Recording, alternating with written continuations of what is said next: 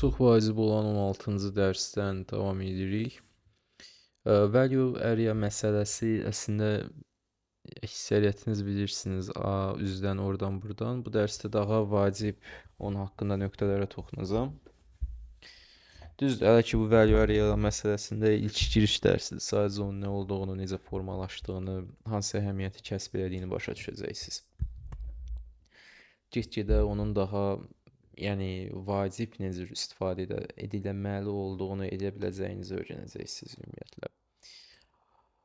Dərslər hələ ki ard-arda hər gün birini yükləyirəm. Amma ki get-gedə hiss edirəm ki, bir müddət onları eləmək lazımdır. Bir həftəlik falan ola bilsin ki, dayandı ki, gözləyim birazca hal-hazırda mövcud dərslər heç olmasa hamısı 200-300-ü keçəndən sonra digər qalanını işləyim.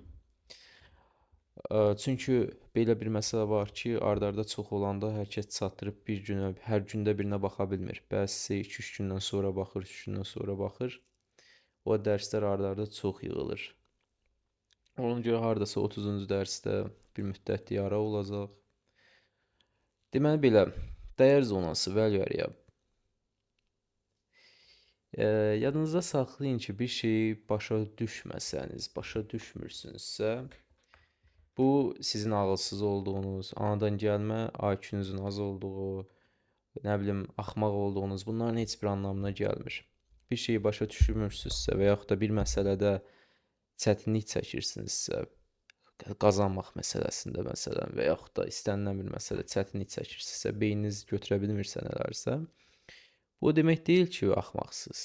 Yəni bu o deməkdir ki, beyninizdə hələ də yetəri qədər onun üçün neyron yaradılmayıb. Strukturu, yəni bir sxemləşdirilmiş bir şeyi başa düşmək üçün dəstəkləyici yetəri qədər neyron yaradılmayıb. Məsələn deyək ki, siz heç nə indiyə kimi riyaziyyat üzü görməyibsiniz və üst gözünüzün önünə belə bir şey gəlir. Təzə dünyaya gəlibsiz, körpəsiz, gözünüzün önünə belə bir şey qoyurlar. Siz ümumiyyətlə, indi başa düşürəm, sadədir bu sizin üçün. Siz ümumiyyətlə bunu təbii ki, həmin an həll eləyə bilməyəcəksiniz. Bu ona görə deyil ki, axmaqsınız, ağılsızsınız. Ona görə deyil ki, IQ-nuz azdır. IQ artırıla bilinən bir şeydir. IQ baxış bucağıdır. Sadəcə kifayət qədər neyron yaratmaq lazımdır. Kifayət qədər baza yaratmaq lazımdır. Siz birinci gərək ki, bu işarənin nə olduğunu öyrənəsiniz. Bu işarənin nə olduğunu öyrənəsiniz. Sonra bunun nə demək olduğu və bunun nə demək olduğunu. Ondan sonra niyə bunun ard-arda yazıldığını öyrənməlisiniz. Ondan sonra niyə bunun nəticəsinin bu olduğunu öyrənməlisiniz. Bunun nə olduğunu öyrənməlisiniz. Niyə bu nəticəyə gəldiyini öyrənməlisiniz. Ondan sonra çox sadədir deyə bilərsiniz. Birinci, yəni bir şeyi başa düşməkdən ötürü onu dəstəkləyici struktur lazımdır. Yəni bir növ mən də o strukturu sizdə yarada irəli çəkməyə çalışıram. Struktur yaransın. Məsələn, hərracı birinci kontraktdan başa salsaydım, bir kontraktda çətinlik çəkəcəkdiniz. Ona görə mən birinci almanın qiymətinin qalxıb və düşməsi hərracından başa salmağa çalışırdım ki, sonra gəlib başa düşəsiniz bunu. Yəni beyin neyron şəbəkələri quraraq irəli gedir. Bir şey sizə tanış gəlməlidir ki, onun üstündə siz gedə biləsiniz. O şey tanış gəlməlidir. Nümunə ona görə də bir şey öyrənməyin ən yaxşı yolu əlaqə qurmaqdır. Nümunələrdir və bir də təkrardır. Beyin yeni neyronları təkrarla yaradır. Value area nədir? Baxdığımız zaman intervalındakı ümumi həcmin 70%-nin icra olunduğu qiymət zonasıdır. Yaxşı, bəs bu 70% nədir? Daha riyazi deyişlə birinci standart deviation'dır. Birinci standart deviation ortadan başlayaraq, deyək ki, keçən dəfə dərslərdə izah eləmişdim bunu, indi ona toxunmuram bunun nə olduğuna.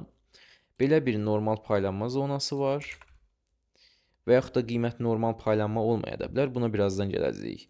Bunun birinci standart deviation'ı. Görürsünüz, -1, müsbət 1. Yəni ümumiyyətlə bu zonanı əhatə edir. Buna birinci standart deviation deyilir. Yəni mindən standart sapmaları bir növ başa düşün ki, orta buradır, min ortalamaya deyilir. min və yaxud da point of control və yaxud da ən güclü nöqtə. Bunun birinci standart sapması bu tərəfə də, bu tərəfə də. Buna value area deyilir. Bu amma əslində necədir? 34,1%-dən 34,1%, yəni birinci standart sapma mənfi və müsbətə doğru toplamı 68,2 edir. Sadəcə yuvarlaqlaşdırma məqsədi ilə, yəni daha yuvarlaq olsun deyə adətən value area, yəni standartda dəyər zonası, yəni 70% qəbul olunur. Baxın 68,2. İkinci standart sapma gedir 95,4, 97,9. Bunlara ehtiyac yoxdur amma. Bunlar çünki artıq həcmin bitdiyi yerlərdir. Yəni get-gedə yəni ki, həcmin çox az olduğu yerlərdir. Bunlar artıq nəzərə alınmır. İkinci standart sapma olan 94,5% artıq yüksək həcmli yerin başladığı zonadır. Bunu onsuz vizual olaraq da görmək olur. Yəni sırf tula ehtiyac yoxdur, amma value area-nı yaxşı olar ki, yəni chartda əlavə oluna, onu göstərən nəsə ola, o da trading video göstərəcəm mən necə eləmişəm özümdə. Sonra value area üstündə əsas anlayışlar nələrdir? Point of control, value area high, bir də value area yox. Yəni point of control nədir? Ən çox həcmin icra olunduğu nöqtədir. Value area high ən çox həcmin icra olunduğu yerin birinci standart sapmasının yuxarı qiymət sərhədidir. Yəni bura deyək ki, qiymət cədvəlidir. Məsəl üçün bura. Deyək ki, bura point of controldur, population mean. Ən yüksək həcmli hədd. Value area high nədir? Ortalama olan POC-nin birinci müstərt standart sapmasıdır. Yəni yuxarıya doğru bir növ qiymətin daha çox olduğu bölgə. Yəni value area high, dəyər zonasının üstünə deyilir. Yəni birinci standart sapma. Bunu belə başa düşünənək ki, amma ikincidən başqa şeylər danışacağıq. Value area low nədir? Ortalama olan, yəni ən çox icra olunan yer olanın mənfi birinci standart sapmasıdır. Mənfi birinci bu perfect normal paylamada belədir, amma başqa şeylərdə fərqli ola bilər. Birazdan ona gələcəm. Bu rahat olsun deyə belə başa salıram. Yəni value area high dəyər zonasının yuxarısı, value area low dəyər zonasının aşağısı, point of control isə dəyər zonasının ən yüksək həcmli yeri. Buna da baxsaz görürsünüz ki, yəni bunu belə şeylə göstərmişəm, dəyər zonasını, yəni bu belə başa düşə bilərsiniz ki, başqa deyişlə value area, yəni bu volume profilin göstərdiyi yerin ümumi həcminin 70%-nin icra olunduğu dəyərli qiymət zonası. Yəni ümumi bu profilin ən yüksək 70%-nin icra olunduğu yer. Ən vacib hissəsi, bir növ belə başa düşün, başqa bir sözlə. Ən vacib hissəsi, ən vacib zonası. Amma value area hər zaman mükəmməl normal paylamada görünmür. Gün adətən daha kaotik olur. Yəni biz buna sadəcə tool vasitəsilə görə bilərik. Gate var burada. Value area əsla sadəcə high value node demək deyil. Yəni value area burada indi mən başa düşün deyə yüksək həcmli yericə salmışam. Amma value area eyni zamanda həm yüksək həcmli bölgəni, həm də az həcmli bölgəni içinə daxil edə bilər. Məsəl üçün deyək ki, belə bir variant ola bilər. Yəni value area high başqa bir balaca high value nodun tam mərkəzinə düşə bilər. Value area low isə başqa bir high value nodun tam mərkəzinə düşə bilər. Bunun məqsədi ondan ibarətdir ki, sadəcə ümumi ən çox 70%-nin icra olunduğu əraziyi müəyyən eləsin. Yoxsa bir dənə high value nodu göstərməsin. Sadəcə bu ümumi profil deyək ki, gün belə olub bitib, value profile belə.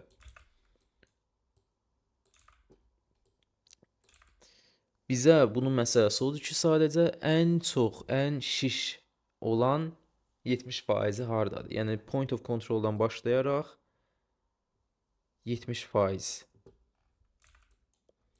Point of control necə hesablanır? Məsələn, bu şey, yəni necə hesablanır? Value area necə hesablanır? Burada qısa var, indi özüm də göstərəcəm. Point of controldan başlayır. Birinci bir tik yuxarını, bir tik aşağını müqayisə edir. Hansı daha çoxdursa ora genişlənir birinci. Sonra yenə növbəti tiki götürür, müqayisə edir. Hansı daha çoxdursa ora doğru genişlənir. Yəni axırda 70%-ə çatanda isə ümumi həcmin 70%-ə çatanda isə dayanır və belə göstərir. Yəni məsəl üçün belə. Deyək ki, belə bir profilimiz var.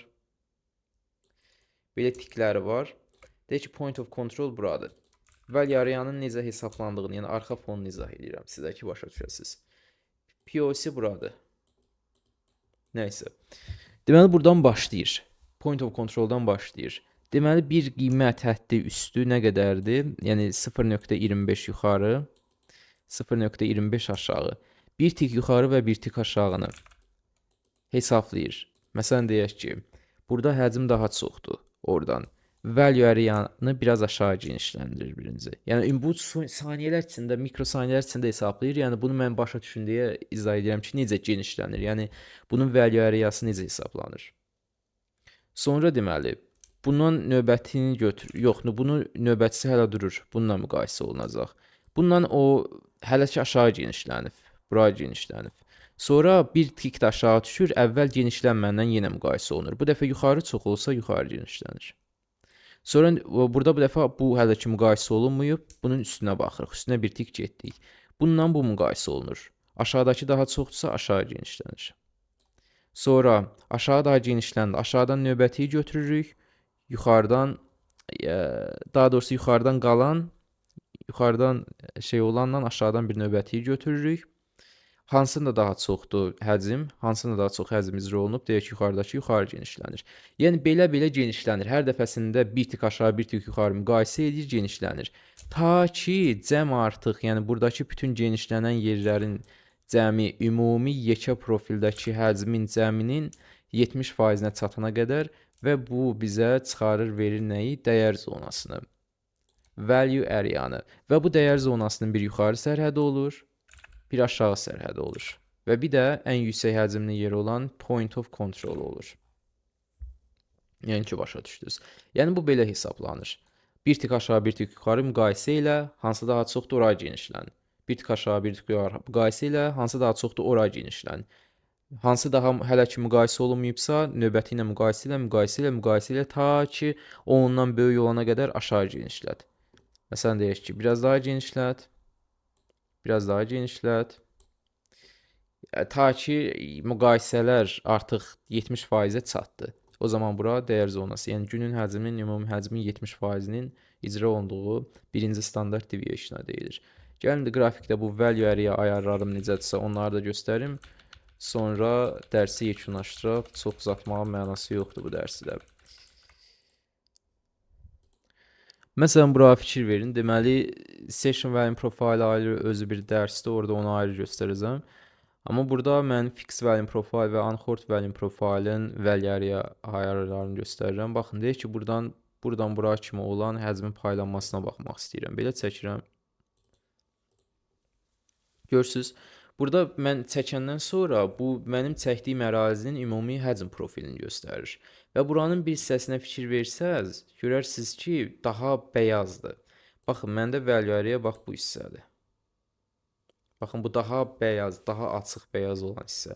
Mən bunun ayarlarını necə demişəm? Deməli, gəlirəm, buraya girəm, özüm üçün göstərirəm. Və up value 4-cüdür, down value buradakı rəng 4-cü. Value area up birinci 75%, value area down birinci 75%. Bunlar isə 50% ilk ikisi. Aşağıdakılar burada məndə bağlıdır, amma istəsəm belə aça bilərəm. Value area high, belə ağ xətt düşür, görürsünüz ki.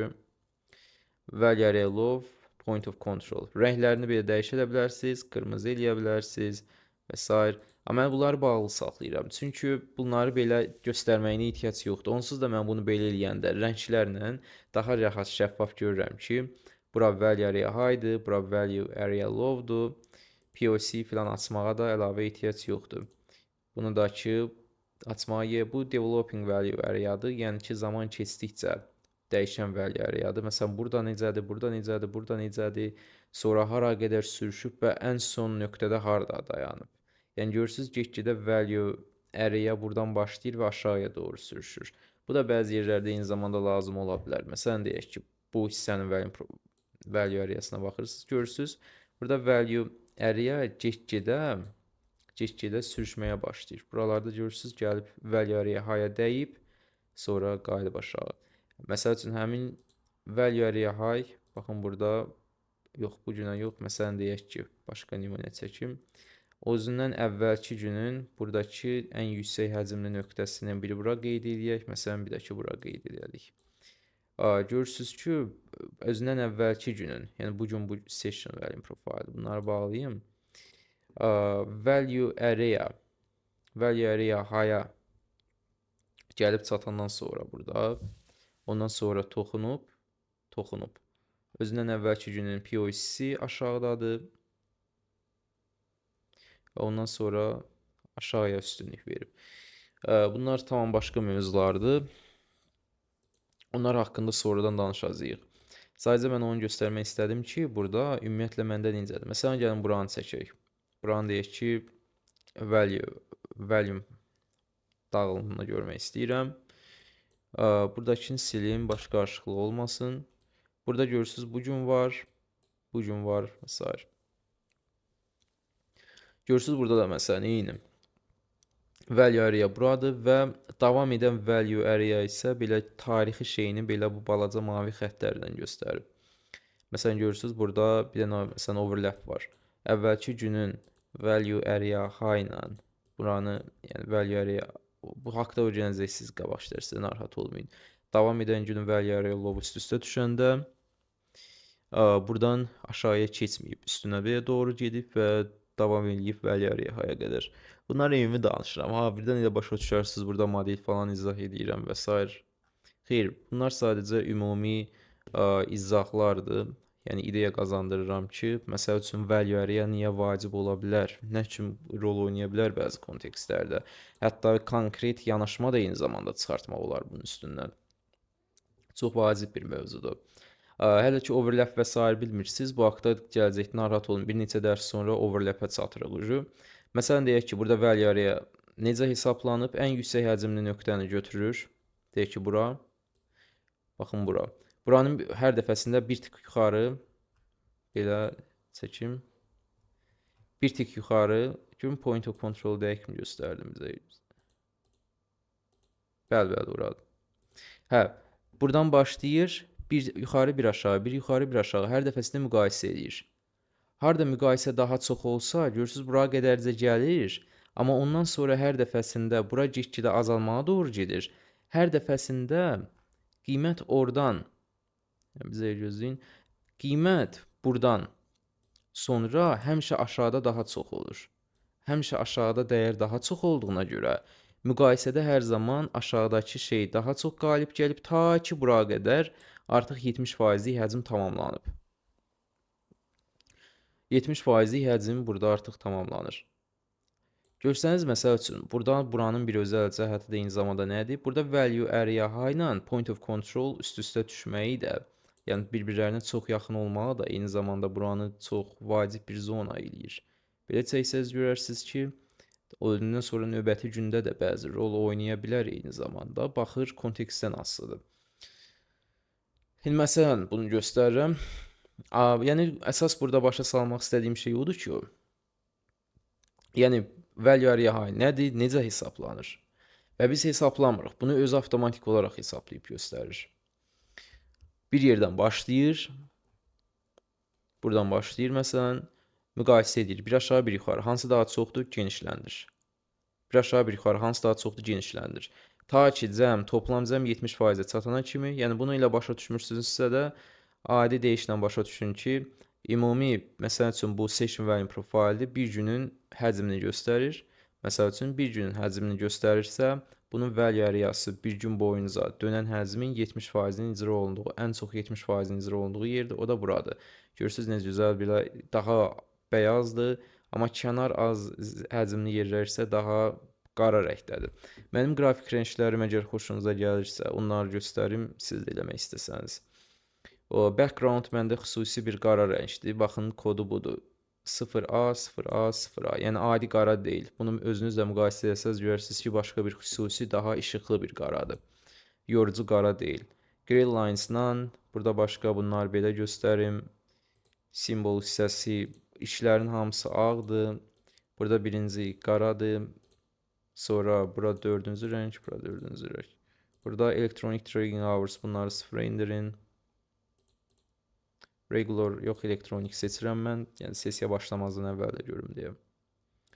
Yəni bunlar belə. Chart rənglərim belədir. Volume profile, initiation fərqi yoxdur. Yenə də yəni birincisi burada bunu seçmişəm. Burada dördüncüyü, burada birinciyi, burada ikinciyi. Fixed volume profile isə fərqlidir. Bir də unchord volume profile'də də yenə eynidir. Məsəl üçün deyək ki, unchord'u bura qoyaq. Bir yerdə düzəldək. Məsələn, bunu seçəcəksiniz nə? 60%. Ya da 60 çoxdur, hələ ki 30 qalsın. Çox əvvəldən qoydum mən, amma əgər çox divara yapışsa belə, onda biraz artıracaqsınız. Up volume burada dördüncünü seçirəm. Down volume burada yenə dördüncünü seçirəm. Value array up birinci, value array down yenə birinci. Sonra input hissələrindən burada row size, yəni sütun sayını 6000 seçirəm ki, daha xırda yerləri göstərsin, daha səliqəli olsun. Value area volume görürsünüz, burada 70'dir. Amma əslində 68.2'dir. Sadəcə burada yuvarlaqlaşdırıb 70 yazılır. Bunlar da belə olduğu kimi qalır. Və bir dənə də ayarda dəyişiləcək. Style hissələrində burada histogram box, yəni bunu sıfıra indirmək lazımdır. Buna bağlayaq. Belə. Görürsünüz, point of control açıq qalıb. Bunu bağlayayım. Burada gördüyünüz value area low buradır. Yəni bu şəffaf, daha beyaz yerin məndə bitən yeri. Value area up isə, yəni daha doğrusu high isə, baxın burada bitir. Burada ağ bitir, qaralmağa başlayır. Ümumi dərsdən bu qədər. 21 dəqiqə oldu. Vacib dərs olsa da. Neysə bu qədər. Başa salacaq başqa bir şey qalmadı bu dərsdən. Növbəti dərslərdə görüşərik.